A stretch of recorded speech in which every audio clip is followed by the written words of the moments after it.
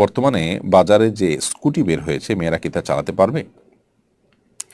মেয়েরা যদি স্কুটি চালাতে যান এবং সেটি চালাতে গিয়ে যদি তাদের পর্দার খেলাফ না হয়, ধরুন প্রচণ্ড বাতাসে তারা যদি স্কুটি চালান এবং শরীরের বিভিন্ন অঙ্গ প্রত্যঙ্গ স্পষ্ট হয়ে আসে, তাহলে সেটি নাজায়েজ হবে। আর যদি সেরকম কিছু না হয়, তাদের ড্রেস আপটা যদি এমন হয় যে না, তাদের প্রাইভেসি বা পর্দা মেনটেন করে তারা চালাতে পারছেন, তাহলে সেক্ষেত্রে সেটি তাদের জন্য হারাম হবে না।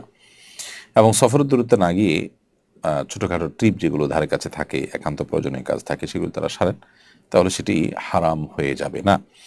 এটি নির্ভর করে তাদের স্কুটি চালানোর সময় এবং পরিবেশ পরিস্থিতির উপরে। যদি পর্দার যে বিধিবিধান আছে সেগুলো নষ্ট না হয়, তিনি যেভাবে হাঁটছেন সেভাবে স্কুটি চালাচ্ছেন এবং স্কুটি চালাতে গিয়ে তার ড্রেস আপ কোনোভাবে পর্দার খেলাফের পর্যায়ে না যায়, শরীরের কোনো অঙ্গ প্রত্যঙ্গ ফুটে না ওঠে, তাহলে সেটি জায়েজ হবে।